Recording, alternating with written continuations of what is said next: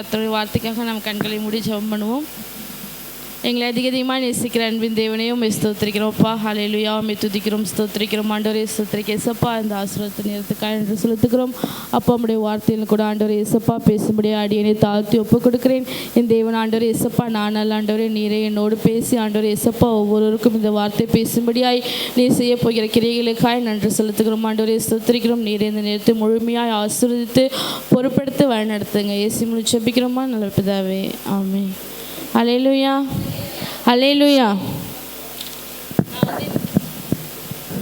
நான் இன்றைக்கி என்ன எடுத்திருக்கேன்னா, கர்த்தர் சிறுமையானவர்களை நினைத்திருக்கிறார். ஹல்லேலூயா. சிறுமையானவர்களை கர்த்தர் நினைத்திருக்கிறார். எடுத்துக்காட்டு படிப்போம். சங்கீதம் 40:17.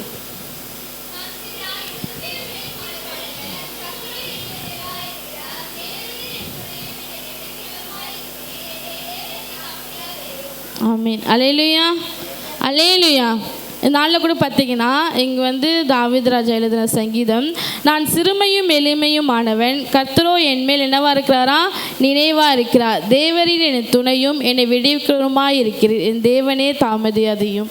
ஏன் இந்த வார்த்தை சொல்கிறாருன்னா, தாவீது ராஜா நிறைய இடத்துல தாவீது ராஜா நெருக்கப்பட்ட நிறைய இடத்துல நிறைய சூழ்நிலைகளில் கர்த்தர் அவர் என்ன பண்ணியிருக்கார், அவருடைய சிறுமையை கண்ணோக்கி பார்த்து ஒவ்வொரு இடத்துலையும் கர்த்தர் அவர் என்ன பண்ணியிருக்கிறாரு, விடுவிச்சு அவருக்கு துணையாக இருந்து அவரை பாதுகாத்து அவர் ஒவ்வொரு இடத்துலையும் கர்த்தருக்கு ஜெயத்தை கொடுத்துருக்கார். ஆனால் அதை அவர் என்ன பண்ணுறாரு, மனமுருகி அந்த வார்த்தை எழுதுறது, நானோ சிறுமையும் எளிமையும் ஆனவன், கர்த்தரோ என்மேல் எப்படி இருங்க, நினைவாக இருங்க அப்படின்னு சொல்லி அந்த இடத்துல எழுதுறார். இன்னொரு விஷயம் என்னென்னா, அவர் யாராலையுமே ஆதரிக்கப்படாத ஒரு மனுஷன். அவர் அவங்க வீட்டில் அவங்க சகோதரர் எல்லாருக்குமே அவங்க அப்பா சப்போர்ட், இவர் மட்டும்தான் சப்போர்ட் இல்லாமல் தானாக வளர்ந்து. ஆனால் தானாக வளர்ந்தாலும் தேவன் அவர்கள் என்ன பண்ணார், அவரை வழிநடத்தினால தான் அவர் எட்டாத உயரத்தில் கர்த்தர் அவர் கொண்டு போய் விட்டார். எடுத்தவங்க வாசிக்கலாம். 1 சாமுவேல் 1:11.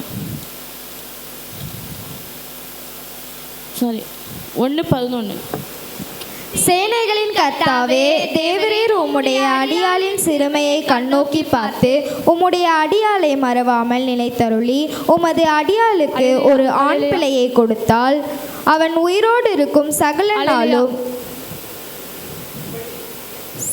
நாளும் நான் அவனை கர்த்தருக்கு ஒப்பு கொடுப்பேன். அவன் தலையின் மேல் சவரங்கன் கத்தி படுவதில்லை என்று ஒரு பொருத்தனை பண்ணினாள். ஆமென். அல்லேலூயா.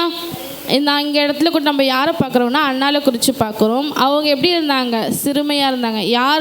யாரோட மத்தியில் பார்த்தீங்கன்னா, அந்த எல்கானாக்கான 2 மனைவிகளில் பெனினாள் மத்தியில் இவங்க எப்படி இருந்தாங்க, சிறுமையாக காணப்பட்டாங்க. நான் அற்பமாக என்ன படுறேன், சிறுமையாக காணப்படுறேன், கர்த்தர் என் மேலே என்ன கண்ணோக்கமாக இருந்து என்னை நினைத்தருளும் அப்படின்னு சொல்லி என்ன பண்ணுறேன், கர்த்தருடைய பாதத்தில் ப்ரேயர் பண்ணுறேன். கர்த்தர் அதுக்கான பலனை என்ன பண்ணுறாரு, அந்த சிறுமையை கண்ணோக்கி பார்த்து அவங்களுடைய கண்ணீரை கர்த்தர் என்ன பண்ணுறாரு, கழிப்பாய் அடுத்த அதிகாரத்தில் மாற்றுறாரு.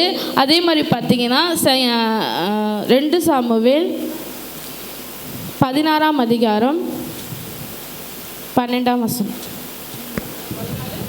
16. ஒருவேளை கர்த்தரின் சிறுமையை பார்த்து இந்த நாளில் அவன்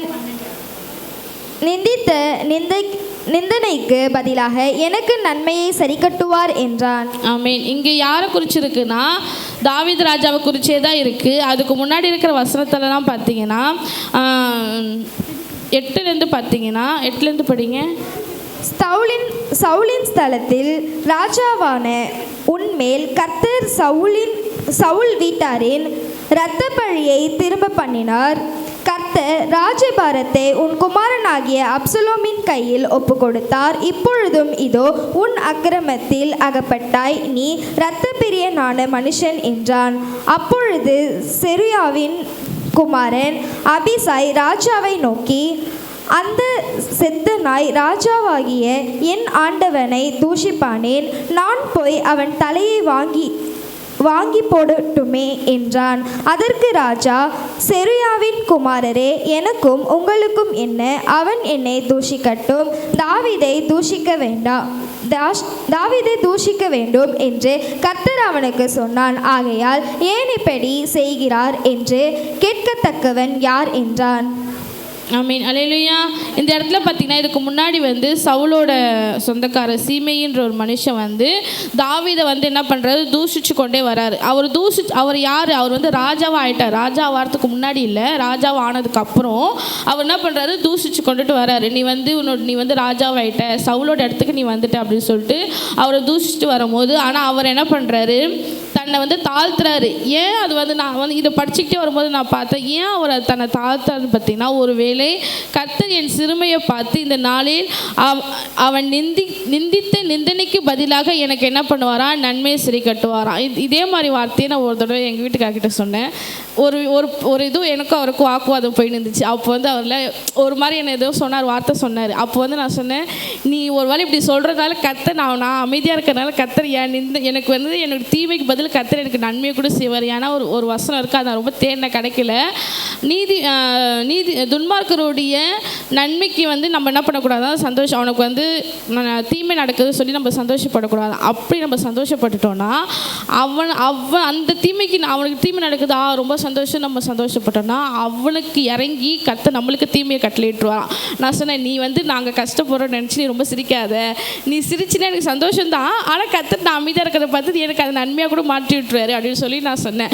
அதே அந்த வார்த்தை வந்து எனக்கு இங்கே நான் மெசேஜ் எடுக்கும்போது இங்கே பேசிச்சு. ஒருவேளை இவர் தாவீது ராஜா சொல்கிறார் பாருங்க, அவன் நிந்தித்த நிந்தனைக்கு பதிலாக எனக்கு கர்த்தர் என்ன பண்ணுவாராம், நன்மையை சரி கட்டுவாருன்னு சொல்லி அவ்வளோ வைராக்கியமாக அவர் வந்து என்ன பண்ணுறாரு, இந்த இடத்துல சொல்கிறார். கர்த்தர் அந்த நிந்தனைகள் எல்லாவற்றையும் கர்த்தர் என்ன மாட்டினார், கர்த்தர் மாற்றினார். அதே மாதிரி பார்த்தீங்கன்னா நான் சங்கீதம் 9:18 பாருங்க.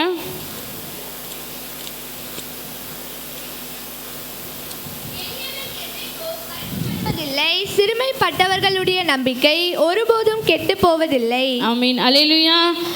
நான் வந்து நான் மெசேஜ் எடுக்கும் போதே நான் இல்லை, நிறைய பேர் சொல்லியிருக்காங்க, நம்ம ஒரு வார்த்தை எடுக்கிறோன்னா அந்த வார்த்தை வந்து நம்மளுக்கு முன்னாடி அங்கே பேசணும் அப்படின்னு நான் சர்ச்சில் வந்து உட்காரும் போது நான் எடுத்து ஒரு வசனமாவது எங்கேயாவது வரணும்னு நினச்சிட்டு இருந்தேன். ஆனால் சங்கீதத்திலே வந்து நான் எடுத்த 3 வசனமும் இங்கே தான் இருக்குது. சிறுமை குறித்து இங்கே 3 வசனமும் இருக்குது. இந்த 3 வசனம் படித்தோடனே நான் வந்து ஒரு மாதிரி கலக்கமாக இருந்தேன். இது பேசலாமா வேண்டாமா, ஏன் எளியவனையும் சிறுமையும் குறித்து நம்ம பேசுகிறோமே அப்படின்னு எனக்குள்ளே கொஸ்டினும் நானே ஆன்சரும் கேட்டுக்கிட்டேன். ஆனால் வந்து இந்த சங்கீதம் படிக்கும்போது எனக்குள்ளே ஒரு நம்பிக்கை, கர்த்தர் ஓகே நம்மக்கிட்ட பேசியிருக்காரு, நம்ம பேசலாம் அப்படின்னு சொல்லிட்டு.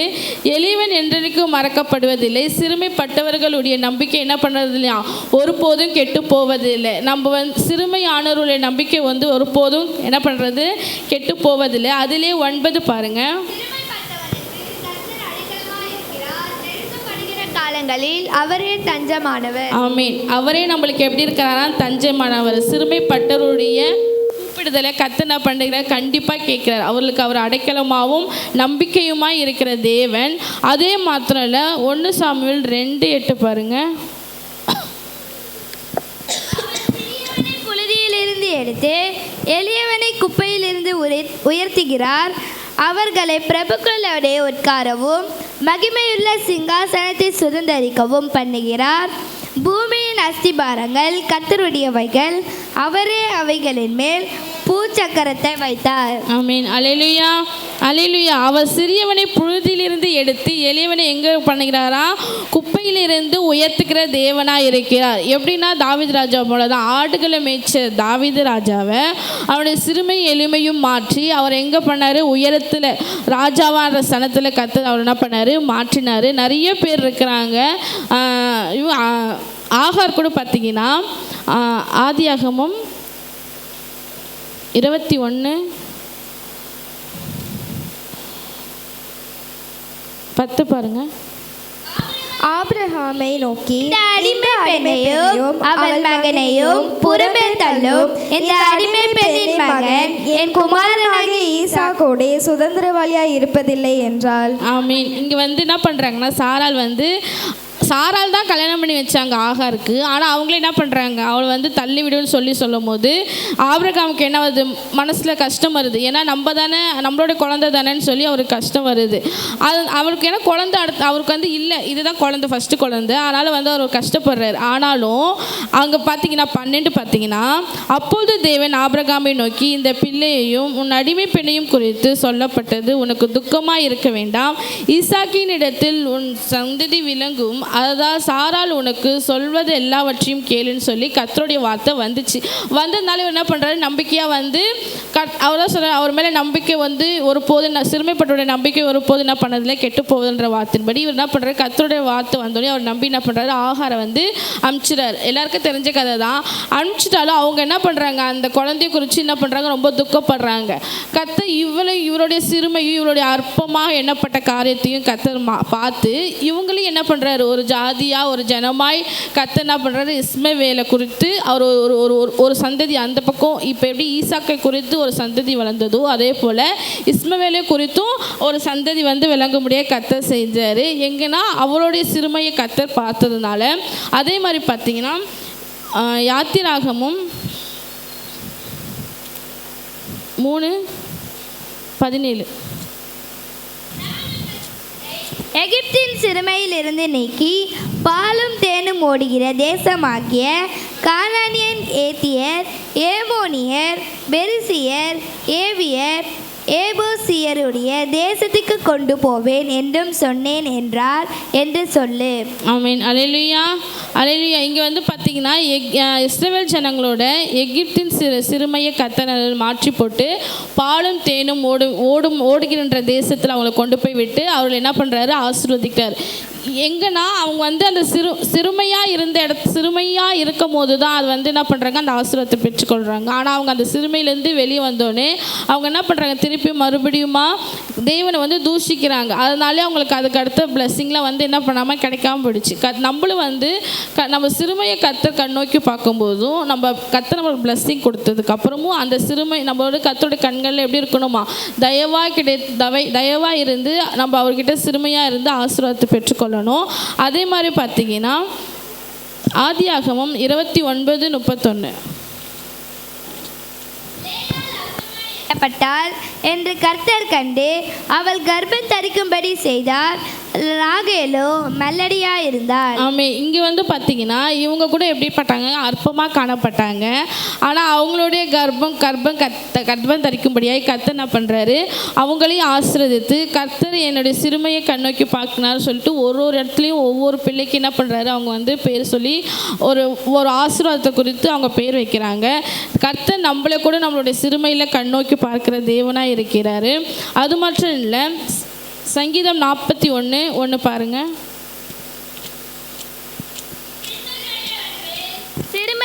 சிந்தையுள்ளவன் பாக்கியவான், தீங்கு நாளில் கர்த்தர் அவனை விடுவிப்பார். கர்த்தர் அவனை பாதுகாத்து அவனை உயிரோடு வைப்பார். பூமியில் அவன் பாக்கியவானாய் இருப்பான். அவன் சத்துருக்களின் நிச்சயத்திற்கு நீர் அவனை ஒப்புக்கொடி. படுக்கையின் மேல் வியாதியாய் கிடைக்கிற அவனை கர்த்தர் தாங்குவார். அவனுடைய வியாதியிலே அவன் படுக்கை முழுவதையும் மாற்றி போடுவேன். ஆமென். அல்லேலூயா. சிறுமைப்பட்டவன் மேல் கர்த்தர் எப்படியா இருக்கிறார், சிந்தையுள்ளவராக இருக்கிறார். அவர் நம்மளுக்கு அடைக்கலமாக இருக்கிறார், நம்ம மேல் நம்பிக்கையாக இருக்கிறார், நம்மளை உயர்த்துகிற தேவனாக இருக்கிறார். அவர் என்ன சொல்கிறாரு, தீங்கு நாளில் அவன் நம்மளை என்ன பண்ணுறாரா, விடுவிக்கிறவராய் காணப்படுகிறாரு. அது மாத்திரம் இல்லை, நம்மளை பாதுகாத்து உயிரோடு வைக்கிறாரு. அது மாத்திரம் இல்லை, நம்மளுடைய சத்துருக்களின் கைக்கு நம்மளை என்ன பண்ணுறாரு, ஒப்பு கொடுக்காம நம்மளை வழிநடத்துகிற தேவனாக இருக்கிறாரு. நம்மளுடைய வியாதிகளை மாற்றுகிறார். எப்படின்னா நம்ம சிறுமைப்பட்டவர்களாய் காணும்போது, நம்மளை தாழ்த்தும் போது, தாவீதை போல் நம்ம வந்து நம்மளுக்கு வர கஷ்டத்தில் நம்மளுக்கு கஷ்டம் வந்துச்சுன்னா உடனே நம்ம அவரை தூசிக்காமல், தாவீது ராஜா சொன்ன மாதிரி கர்த்தர் வந்து அவனுக்கு கட்டளை இட்டிருக்காரு, என்னை தூஷிக்கும்படியாய் கட்டளை இட்டிருக்காரு அப்படின்னு அவர் நம்ம வந்து நம்மளுக்கு இந்த பிரச்சனை வந்து கர்த்தர் ஏதோ ஒரு காரணத்துக்காக இப்போ எப்படி வெளியே நம்ம புடமிட்டாதான் நெருப்பில் புடைமேட்டால் தான் ஒரு சுத்தமான வெள்ளி கிடைக்குன்ற மாதிரி நம்மளுக்கு ஏதோ ஒரு பிரச்சனை வந்து நம்மளை வந்து பாதுகாக்க இல்லை நம்மளை ஒரு செதுக்கிறதுக்காக வருது அப்படின்னு நம்மளை வந்து கர்த்தர் வந்து நன்மையானது தான் செய்வார், தீமைக்கு செய்ய மாட்டாருன்னு சொல்லி நம்ம வந்து ஒப்பு கொடுக்கும்போது கர்த்தர் கண்டிப்பாக நம்மளுடைய சிறுமையும் கண்ணோக்கி பார்த்து நம்மளை நினைவு கூர்ந்து இந்த ஒவ்வொருத்தவங்களுக்கும் கர்த்தர் வந்து எப்படி ஆசீர்வாதத்தை கொடுத்தாரோ அதே போல் நம்மளும் கண்டிப்பாக கர்த்தர் வந்து ஆசீர்வதிப்பார். கர்த்தர் நம்மளுடைய சிறுமையும் கண்ணோக்கி பார்ப்பார். கர்த்தர் தாமே இந்த வார்த்தையை ஆசீர்வதிப்பார்.